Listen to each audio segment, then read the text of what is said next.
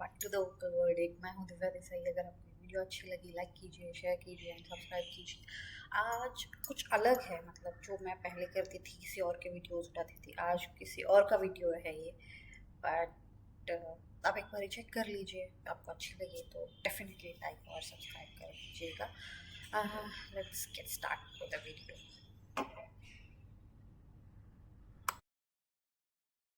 दोस्तों, ऑपरेशन सिंदूर को 1 साल पूरे हो गए हैं। इनफैक्ट कल 10 मई का दिन वो दिन था जब पाकिस्तान की तरफ से भारत के सामने गिड़गिड़ाते हुए युद्ध रोकने की भीख सामने आई थी। जी हाँ, उन लोगों ने कहा था कि भैया हमको इतने बम मार रहे हैं आपने, अब इससे ज़्यादा सहने की हमें ताकत नहीं है, प्लीज़ सीज फायर उन्होंने चिल्लाया और भारत ने कहा चलो इस बार माफ़ किया। ऑपरेशन सिंदूर के इसी 1 साल को पूरे होने के बाद रिसेंटली पाकिस्तान डीजी ISPR ने एक प्रेस कॉन्फ्रेंस करी, जो प्रेस कॉन्फ्रेंस कम और मजाक ज्यादा लग रही थी। वी डिड इट अक्टूबर, और फिर ये दौड़ते हुए गए कि हम बातचीत करें, और वहां भी हमने बड़ा असूली मौका अख्तियार किया। अच्छा, इस वीडियो में हम उसी की बात करेंगे कि कैसे पाकिस्तान के अफसर पाकिस्तान के डर को दिखा रहे थे अपनी प्रेस कॉन्फ्रेंस के थ्रू, और कैसे भारत ने इसका जवाब तो नहीं दिया लेकिन भारत की तैयारियों ने असली जवाब दे डाला है। आइए शुरू करते हैं इस वीडियो को। चैनल को सब्सक्राइब करना वेलकम। ऑपरेशन सिंदूर के 1 साल पूरे होने पर पाकिस्तान के डीजी ISPR बैठे हुए थे। अब बैठे तो हुए थे, थोड़े से ऐंठे भी हुए थे। क्यों? क्योंकि अपने फेलियर को 1 साल पूरा कर रहे थे वो लोग। अब अपनी फटी जुराबें कैसे बचाएं? तो सबसे पहले उन्होंने सेंटर ऑफ ग्रेविटी वाले एयरफोर्स के बंदे को अपनी बात रखने के लिए आगे किया। उसके बाद एक दूसरे पंटर ने अपनी बात रखी। लेकिन असली खेल और तमाशा इनके DG ISPR lieutenant general Ahmed Sharif Chaudhry ने दिखाया। पहले ये दुनिया को मजा दिलाने की बात कर रहे थे, याद ही होगा आपको।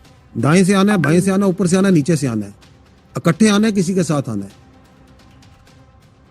एक बार मजा ना करा दिया ना तो पैसे वापस। अभी कौन सा मजा था, वो मजा देने और लेने वाले जाने। लेकिन इसके बाद ये इन्होंने क्या कहा, ये देखिए, वही पुराना घिसा पिटा रिकॉर्ड, कश्मीर बनेगा पाकिस्तान का है? और इंशाल्लाह ताला जब वो डिस्प्यूट रिजॉल्व होगा, और वो रिजॉल्व होगा, तो ये क्या बनना है कश्मीर ने बनना है। पहले मैं बात कर चुका हूं, as per the aspiration of people Pakistan क्या बनना है, पाकिस्तान। तो ये 6 दरिया किसके हैं? ये हमारे हैं। तो फिर फैसला किसने करना है? एज अपर रिपेरियन हम फैसला करेंगे कि पानी देना या नहीं देना। क्या बात है सर, क्या बात है सर। उसके बाद ये बोलकर भी हम मजाक उड़ाया कि operation Sindoor was not manly enough, यानी वो मर्दों वाली बात नहीं थी। सुनिए, पता नहीं कौन से संदूर की तैयारी कर रहे हैं। ये संदूर से निकलते क्यों नहीं? कोई मर्दाना नाम रख लो। ये संदूर तो खवातीन को लगाया जाता है। अब ये भाई साहब ये नहीं बताएंगे कि इनके अब्बा हुजूर के भी अब्बा हुजूर की तशरीफ की गहराई 65 में नापी थी हमारी सेना ने। आज हम कहते तू क्या है बे? और 71 में इन्हीं के लोगों की पतलून उतरवाई थी हमने, और वहां हमने नाप लिया था कि मर्दानगी का साइज क्या है। नहीं भूल गए? नहीं। भारतीय सेना द्वारा धूल चटाए जाने के बावजूद प्रेस कॉन्फ्रेंस में शेखी बगाड़ते हुए भारत को चेतावनी इन्होंने दी कि अगली बार ऐसा कुछ ना हो। 1 मिनट यार, मतलब 1 मिनट, आपका गिड़गिड़ाना तो ठीक है लेकिन तरीका थोड़ा सा कैजुअल है। अब वैसे तो हम एक प्रोफेशनल आर्मी है, लेकिन ऐसे जाहिलों से बात करने का क्या प्रोफेशनल तरीका निकालें बताइए। पर हमारी आर्मी के पास वो तरीका था।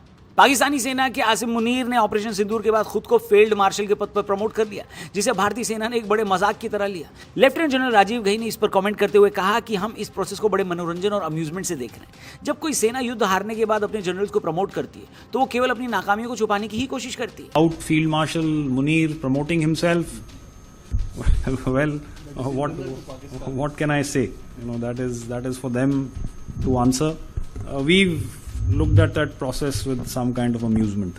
वेल, क्योंकि लेफ्टिनेंट जनरल राजीव घई साहब की बात हुई है तो मैं आपको बता दूं, एक छोटी सी मुलाकात हम दोनों की दिल्ली एयरपोर्ट पे हुई थी। ये फोटो देख लीजिए आप। सेम फ्लाइट हमने पकड़ी थी कोयम्बटूर के लिए। वेल, वो इंपॉर्टेंट नहीं है, वीडियो में आगे बढ़ते हैं। बात करते हैं, लेफ्टिनेंट जनरल राजीव घई ने कहा कि भारतीय एजेंसियों ने LOC के पार मौजूद आतंकवादी लॉन्च पैड, आतंकी कैंप और आतंक से जुड़े ढांचों की पहचान कर ली है। We've identified terror launch pads, terror camps, terror infrastructure across the line of control.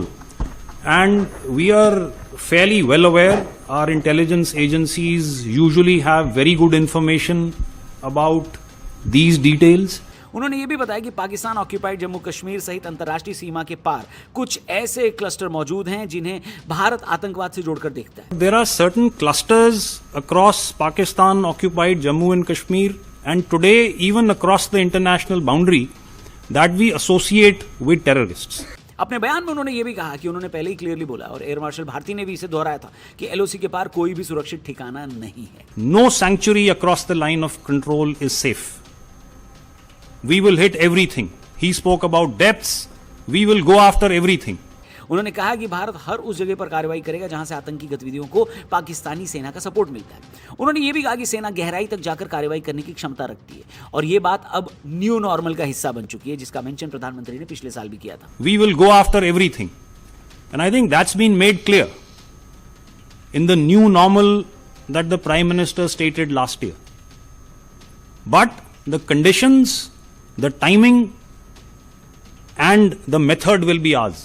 लेकिन बड़ी बात पता है क्या, ये कहना कि ऑपरेशन सिंदूर अभी भी चालू है यानी वो एंड नहीं बल्कि एक शुरुआत थी। यानी जो पाकिस्तानी जनरल कह रहा था ना, उनको याद दिला दें कि उनकी मर्दानगी की गहराई अभी फिर से नापी जाएगी। Wait and watch. Operation Sindoor was not an end.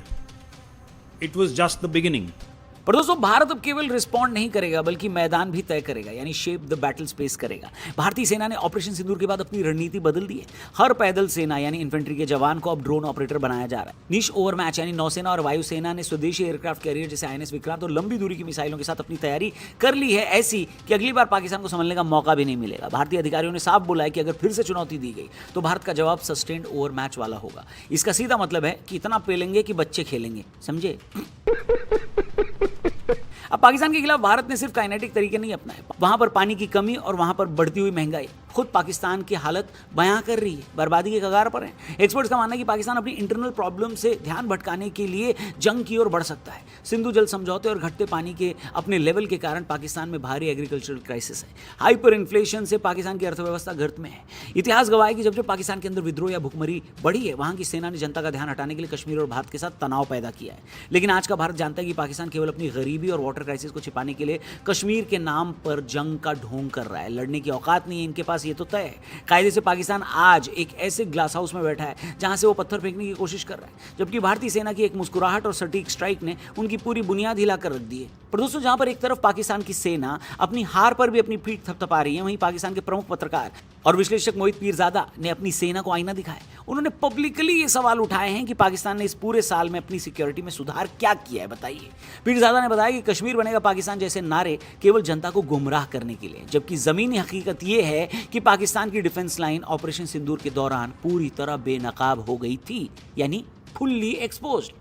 जहां जहां वो मारना चाहते थे खासा प्रिसाइजली उन्होंने हिट किया और पाकिस्तान ने किसी किस्म के सैटेलाइट इमेजेस नहीं दिखाए, जबकि हिंदुस्तान की आर्मी एयरफोर्स वगैरह ने अपनी ब्रीफिंग्स में वो सैटेलाइट इमेजेस दिखाए हैं। मोहित पीरजादा का एनालिसिस पाकिस्तान की उस कड़वी हकीकत को उजागर करता है जिसे वहां की सेना अक्सर देशभक्ति के पर्दे के पीछे छिपा देती है। पीरजादा का लॉजिक ये है कि पाकिस्तान एक स्ट्रेटेजिक इल्यूजन में जी रहा है। ऑपरेशन सिंदूर जैसी घटनाओं के बाद जहां भारत ने साफ रूप से अपनी मिलिट्री डोमिनेंस दिखाई है, पीरजादा ने बताया कि पुराने ढर्रे की बयानबाजी अब काम नहीं आने वाली पाकिस्तानियों। उनका मानना है कि जब तक पाकिस्तान अपने भीतर के एस्टैब्लिशमेंट की जवाबदेही तय नहीं करता, तब तक बाहरी मोर्चे पर केवल नारों से जीत हासिल नहीं की जा सकती। इसका मतलब है कि पाकिस्तान ने जो मिसाइल मारे हैं उनका इम्पैक्ट नहीं हुआ, वो एक्यूरेट भी नहीं होंगे, और ये कंप्लेन पहले भी थी कि मिसाइल हमारे एक्यूरेट नहीं है, तो उससे कोई खास नुकसान नहीं हुआ। दूसरे लेवल पर पीरजादा की बातें इसलिए भी गहरी और इंपॉर्टेंट और सही लगती हैं क्योंकि वे पाकिस्तान की इकोनॉमिकल हॉलोनेस को मिलिट्री माइट से जोड़कर देखते हैं। वे साफ रूप से कहते हैं कि जिस देश की इकोनॉमी इंटरनेशनल कर्जे और खैरात पर टिकी हो, वो एक लंबी और एडवांस जंग नहीं लड़ सकता।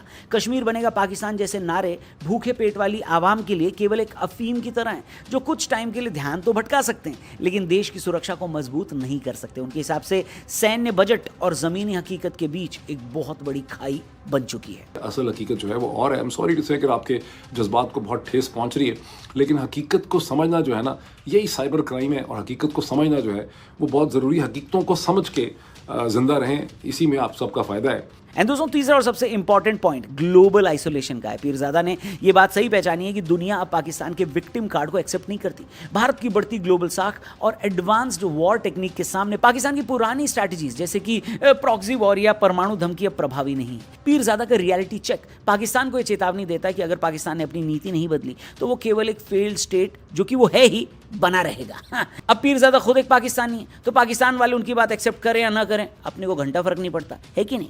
वैसे दोस्तों, आपको क्या लगता है, एक ऐसा देश जो इतना पिटने के बाद भी प्रेस कॉन्फ्रेंस करके, जिसको 1 साल पूरे हो गए, ये कह रहा है कि भैया हम पिटे नहीं, हम पीटे हैं, तो ऐसे देश को अगर आप कुछ कहना चाहते हो या आपके मन में इन लोगों को देखकर कोई विचार या कोई थॉट या कोई शब्द आता है, कमेंट बॉक्स खुला हुआ है, बिंदास लिखना, चैनल को सब्सक्राइब करना। ऑपरेशन सिंदूर अभी भी जारी है। इसी पर एक लेटेस्ट पॉडकास्ट हमने air marshal Anil Chopra sir के साथ किया, लिंक डिस्क्रिप्शन में दिया है, उसका ट्रेलर ये रहा, जरूर देखना। देखो, पाकिस्तान के DGISPR ने ऑपरेशन सिंदूर का मजाक उड़ाने की कोशिश तो की है, बट एज इंडियन एक सिंपल बात है, ऑपरेशन नेम से नहीं रिजल्ट से जज होते हैं, और रिजल्ट सारी दुनिया के सामने है, चाहे पाकिस्तान कुछ भी करे। और सिंदूर और वुमन की वैल्यू और रिस्पेक्ट करना, वो भी पाकिस्तान से एक्सपेक्ट करना, लाइक इट्स अ जोक। वो इनसे एक्सपेक्ट करना हम नहीं कर सकते, कैसे कर सकते हो?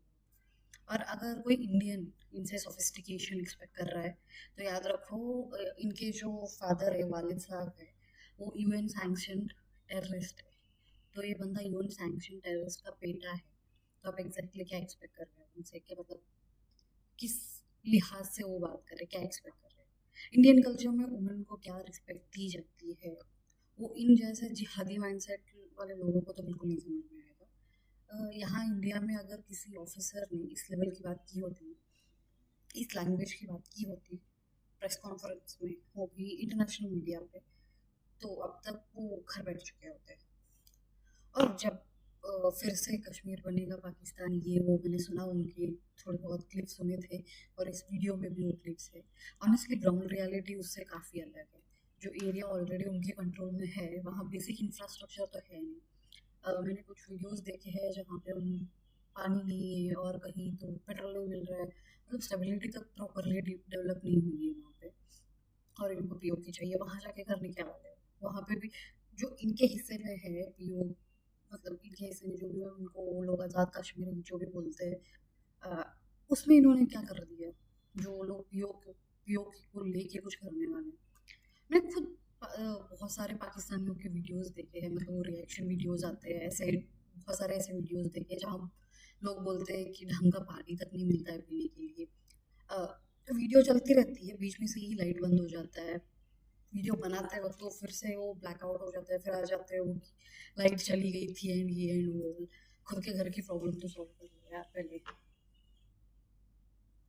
वैसे जिन लोगों को चेंज मिलेगा वो अब्रॉड का पासपोर्ट लेके निकल जाएंगे, इतना तो पाकिस्तानियों को है एंड में, एंड वो लोग उसी में खुश है, तो पिसो फिर। दूसरी साइड, जब जैसे इंडियन डीजीएमओ की बात आती है, उनका स्टेटमेंट ज़्यादा सीरियस लगा, बिकॉज वो स्पीचेस नहीं थे, प्रिपेयरनेस जो बोलते हैं वो थी, उसकी बातें कर रहे थे। जो प्रिसिशन अटैक्स थे, स्ट्राइक्स थे, नो सेफ सेंचुरी और फ्यूचर रिस्पॉन्सिबिलिटी कैपेबिलिटीज़ के बारे में डिस्कशन हो रहे थे। और मुझे पर्सनली मोहित पीरज़ादा वाली जो सेक्शन थी ना, वो इम्पोर्टेंट लगी। मुझे नहीं पता कि कितना जेन्युइनली बात कर रहे हो, बट जिस हिसाब से वो बंदा बात करता है, मैंने बहुत सारे उनके वीडियोस देखी हुई है, लगता है कि थोड़ा बहुत तो सेंसिबल है, बट इट्स 0.0000, जैसे मेजर अंकल बोलते हैं, it's that percentage is very low. क्योंकि पहली बार इमोशनल नैरेटिव से हटके ना एक्चुअल में मिलिट्री और इकोनॉमिक रियलिटी डिस्कस हुई है। अब मुझे नहीं पता कितना जेन्युइन है, और मुझे ये भी नहीं पता कि वो पाकिस्तान में है या बाहर है। अगर बाहर है और बात कर रहे हैं तो फिर सेंस बनता है, अगर वो पाकिस्तान में है बात कर रहे हैं तो फिर मुझे नहीं पता।